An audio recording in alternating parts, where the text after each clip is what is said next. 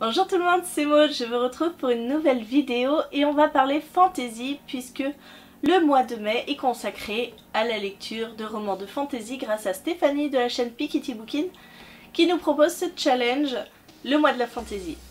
Donc là je vais vous parler de 4 livres que j'ai lus dans le cadre de ce challenge. Le premier livre que j'ai lu, je l'ai fait en lecture commune avec Marion de la chaîne Entre les lignes.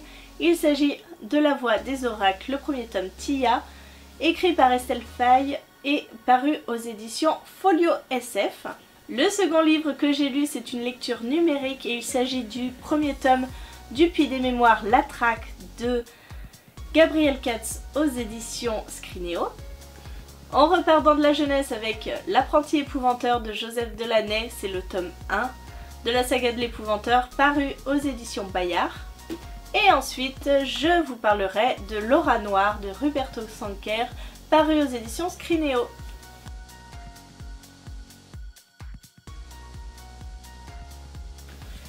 Alors, j'ai attaqué le mois de mai avec La Voix des Oracles d'Estelle Faye, qui a été une excellente lecture. Dans ce premier tome, nous suivons Tia, qui est une jeune adolescente qui est une oracle, c'est-à-dire qu'elle voit l'avenir dans ses rêves, sauf que à l'heure où la Gaule devient chrétienne, les oracles sont pourchassés et sont tués, donc elle doit cacher ses pouvoirs. Elle est la fille d'un très haut général romain, héros de l'Empire romain. Elle n'a donc pas trop de difficultés à cacher ses dons, sauf que son père va revenir mourant chez elle. Et au cours d'un rêve, elle va avoir la vision que pour sauver son père, elle devra aller là où il a triomphé par le passé et donc partir en quête de ce lieu étrange. J'ai vraiment adoré cet univers, je l'ai trouvé très riche.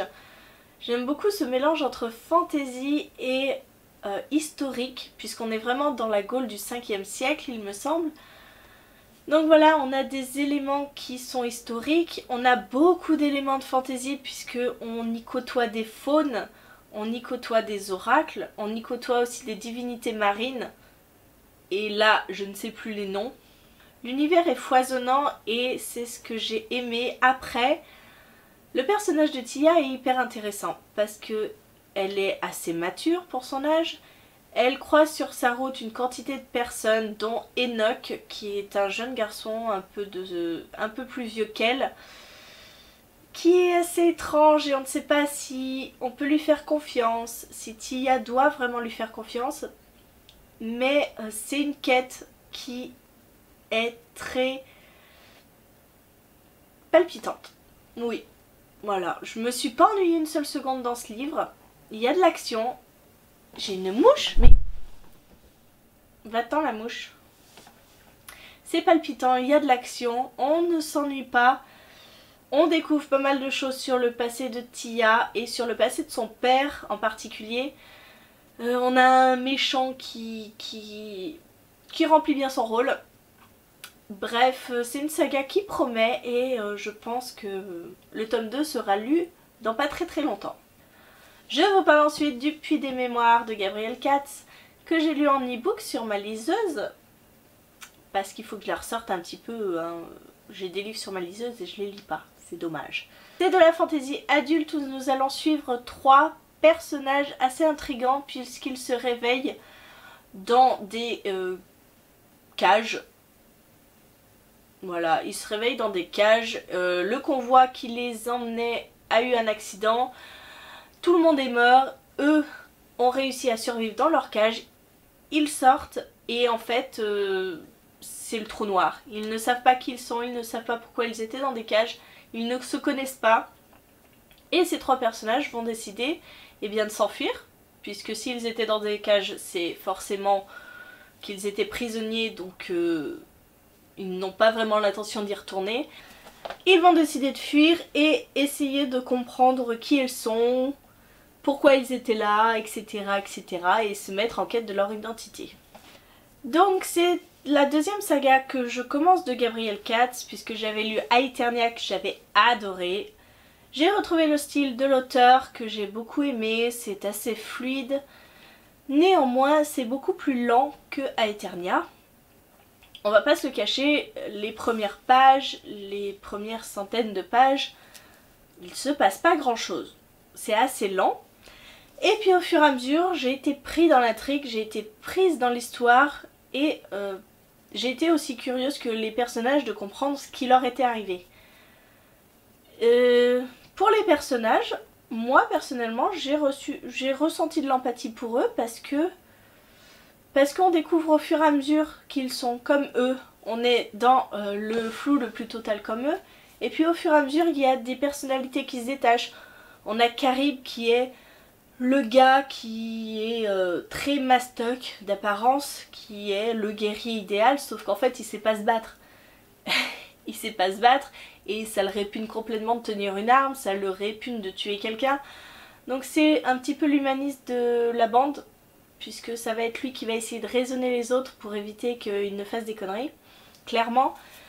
On a Olen qui est le Don Juan, puisque lui, à chaque fois qu'il arrive dans un village, il fait tomber une fille. Et puis c'est un cœur d'artichaut parce qu'il tombe amoureux toutes les 2 secondes. Et on a le dernier personnage qui lui est très énigmatique, qui est très mystérieux. On sait pas trop sur quel pied danser avec lui, c'est compliqué de s'attacher à lui parce qu'il ne montre rien de ses émotions. Et puis lui ça le dérange pas de tuer quelqu'un. Clairement, pour sauver sa peau il va tuer quelqu'un, mais il restera toujours fidèle à ses compagnons, c'est ce que j'aimais aussi. Il y a quand même un fort attachement qui se crée entre les 3 hommes au fur et à mesure de leurs aventures. On va en apprendre plus. Ce que j'ai aimé aussi, c'est que ce premier tome n'est clairement pas qu'une introduction parce que on apprend des éléments. On va savoir qui ils sont, tout simplement. On va savoir pourquoi ils étaient dans ces cages, le but de tout ça. Donc en fait, on ne nous laisse pas dans le flou le plus total. Parce que d'habitude, les premiers tomes, c'est clairement, voilà, je vous expose ce qui va peut-être arriver, et puis vous en saurez pas plus, faut lire la suite. Là, j'ai aimé apprendre des choses.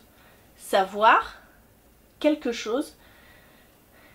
Savoir où allait aller l'histoire, et c'était top. Après, j'ai beaucoup aimé aussi les clins d'œil quand on a lu Aeternia, on nous parle du dieu Oshin, on nous parle de Kyrenia, on nous parle de tous ces lieux qui nous ont fait vibrer dans Aeternia, et ça j'adore parce que de telles relations entre les romans, et ben ça peut que créer une sorte de petit cocon où on est bien, voilà, on connaît les histoires, on connaît l'univers qu'on nous propose, et ça c'était top. Donc à voir pour la suite, j'espère que ce sera peut-être un petit peu plus rapide, que ça se mettra en place beaucoup plus rapidement dans le second tome. Mais pour moi, ça a été une très bonne lecture. Autre excellente lecture, ça a été ma 3e lecture avec de la jeunesse et ce premier tome de l'Épouvanteur. Depuis le temps que j'entends parler de cette saga, il était temps que je m'y mette, il était temps que je la commence, et j'ai adoré. J'ai adoré. Ensuite, Tom, un jeune garçon de 13 ans, il me semble, qui est le 7e fils d'un 7e fils. Donc, inutile de vous dire que quand on est le 7e fils, à la fin, il reste plus de boulot pour lui. Voilà, tous les autres enfants sont partis, ils ont chacun leur boulot. Et le 7e fils, il reste un peu sur les bras et on ne sait pas trop quoi en faire. Et quand on est un 7e fils d'un 7e fils, on peut prétendre à être épouvanteur. Donc un jour, l'épouvanteur arrive à la ferme de Tom et vient proposer que Tom devienne son apprenti. Et les parents acceptent. Voilà, la mère accepte parce que elle, depuis que Tom est né, elle le destine à cette profession. Alors cette profession, c'est assez particulier puisque Tom, eh bien, il va être confronté à toutes les créatures magiques qui peuplent ce royaume, ce pays, ce monde. Avec sa formation, il va découvrir des sorcières, des gobelins, des fantômes, tout un tas de choses. Et là, ce n'est que le premier tome. Mais dans ce premier tome, on se concentre essentiellement sur une sorcière qui est emprisonnée dans le jardin de l'épouvanteur que Tom va avoir la maladresse de faire sortir. Et c'était franchement top, hein. J'ai adoré parce que pour de la littérature jeunesse, c'est quand même assez flippant. Il y a des passages assez angoissants dans ce livre. Et il y a beaucoup d'action, on s'ennuie pas, c'est très rythmé. Tom il est un peu naïf, hein, il connaît pas ce monde, donc il se laisse un peu piéger par les filles qui voient passer, par les villageois, bref. Après c'est normal, il a 13 ans, hein, donc on va pas non plus lui en vouloir. Mais c'était vraiment une super lecture et quand je me dis que j'ai encore 12 tomes derrière, je suis contente parce que c'est une saga qui va franchement me plaire et j'ai hâte de voir l'évolution de Tom. Parce que mine de rien, il a vraiment du potentiel. Et surtout, j'ai hâte de connaître un petit peu plus l'épouvanteur parce qu'il reste très mystérieux. Hein. On n'en sait pas beaucoup sur lui. On apprend des petites touches, mais juste assez pour nous donner envie de continuer. Et pour finir, je vous parle de Laura Noire. Alors, je ne sais pas pourquoi, dans ma palle participative, je vous l'avais mis en adulte. Alors que pas du tout, puisqu'on suit une adolescente de 15 ans. Donc c'est clairement pas de la fantaisie adulte. Ici nous allons suivre Louise qui est donc une jeune fille de 15 ans qui va passer la première épreuve pour devenir aspirante. Parce que nous sommes dans un monde de fantaisie où la magie est omniprésente, des jeunes filles sont choisies pour être apprenties sorcières tout simplement. Elles ont un lien avec la nature, elles tirent leur pouvoir de la nature, des arbres en particulier. Et lors de leur formation, elles ont plusieurs étapes. La première étape, c'est le sabbat. Au cours d'une nuit, elles vont devoir traverser la forêt où les arbres sont vivants, où les arbres les acceptent ou non.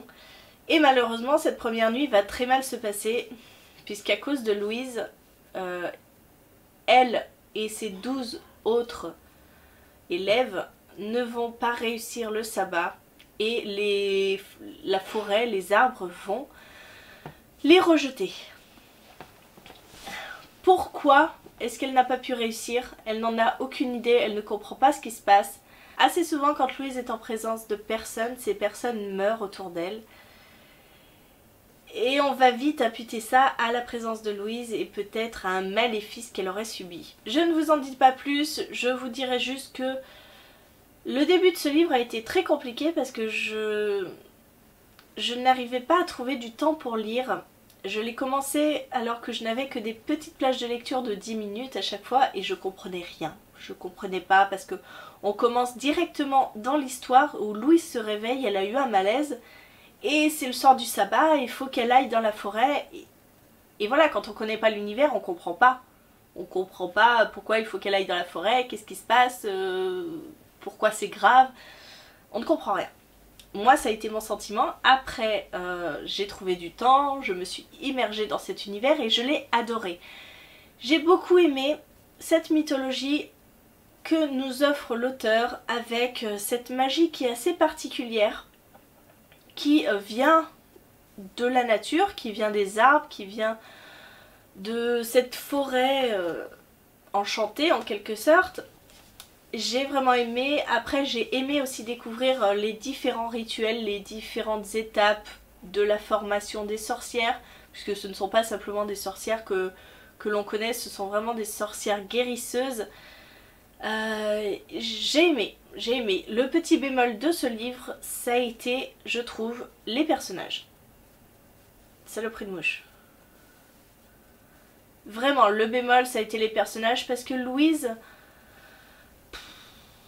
est pas très mature, hein. En même temps elle a que 15 ans, mais elle se plaint beaucoup. Elle est rejetée par ses camarades, forcément, parce que tout le monde pense que c'est à cause d'elle qu'ils ont raté le sabbat. Donc elle subit une sorte de harcèlement scolaire, on va dire. Hein. Mais les autres filles qui le prodiguent, ce harcèlement, elles sont pas logiques parce que elle lui tourne le dos, elle l'insulte, etc. Et puis quand il arrive quelque chose à Louise, elles sont à son chevet, elle l'aide, et puis 2 minutes après, elles sont de nouveau en train de la tailler. Voilà, c'était pas vraiment de mon âge, quoi. Les gamineries de collège, voilà, ça passe plus trop maintenant. Donc voilà, j'ai trouvé ça un petit peu puéril. Voilà, c'est le gros bémol de ce livre. Sinon, je trouve que Louise s'endurcit quand même un petit peu. Elle arrive enfin à écouter les personnes qui sont un peu plus au courant qu'elle. Parce que c'est ça aussi, hein. On a beau lui dire non, non, mais tu as une malédiction sur toi. Elle dit non, c'est pas possible. C'est pas possible. Elle tourne le dos et puis elle s'en va. Donc voilà, elle est un peu agaçante. Elle est un peu agaçante. J'ai pas vraiment réussi à m'attacher, bon, un petit peu à Louise, mais je me suis beaucoup attachée à Dame Moret, qui est celle qui va prendre en charge son éducation, que j'ai beaucoup aimée. C'est une femme un peu acariâtre, qui est toute seule, qui est handicapée, donc qui peut pas aller, dans les balles, dans les machins. Donc elle est toute seule, elle répare les livres. Et voilà, moi je l'ai bien aimée. J'ai bien aimé sa manière d'être, sa manière de penser. Et puis faut pas déconner, c'est quand même une sorcière assez puissante. Mais sinon, toutes les autres copines de Louise, pour moi il n'y en a pas une qui se détache du lot parce qu'elles sont toutes les mêmes, voilà, sans grand intérêt, toutes façonnées de la même manière, donc bon. Mais l'histoire est sympa, et quelle n'a pas été ma surprise quand j'ai vu arriver les 50 dernières pages. Et à ce moment-là, je me suis dit, mais c'est pas un one shot. C'est pas possible parce que il y a bien une petite bataille à la fin. Il y a une confrontation entre Louise et un démon. Ce démon qui lui a donné cette malédiction. Mais c'est à peine un petit frémissement. On se dit, là derrière, il y a une bataille, il y a un combat, il y a une guerre qui se prépare. Et là, on n'a qu'un aperçu. Vraiment, on pose vraiment les bases de l'univers. Donc voilà, j'attends quand même une suite. Hein. Je crois que ça dépendra de l'éditeur, hein. C'est ce que l'auteur m'a dit. Mais j'attends vraiment une suite parce que là, c'est juste les prémices de quelque chose. Et il m'en faut un peu plus. Je vais parler de mes 4 premières lectures du challenge du mois de la fantaisie. J'espère en faire 4 autres. Parce que finalement, le minimum c'est 7 livres. 3 adultes, 4 jeunesse. Mais j'espère en lire 8 pour vous en présenter 4 autres dans un prochain point lecture. J'espère que ma vidéo vous a plu, j'espère que je vous ai donné des idées de lecture pour de la fantaisie parce que c'est un genre que j'adore vraiment. N'hésitez pas à me laisser en commentaire vos impressions, me dire si vous avez lu certains livres, si je vous ai peut-être donné envie d'en lire certains. En attendant, je vous fais de gros bisous, je vous souhaite une très bonne journée, de très bonnes lectures et je vous dis à très bientôt pour une nouvelle vidéo.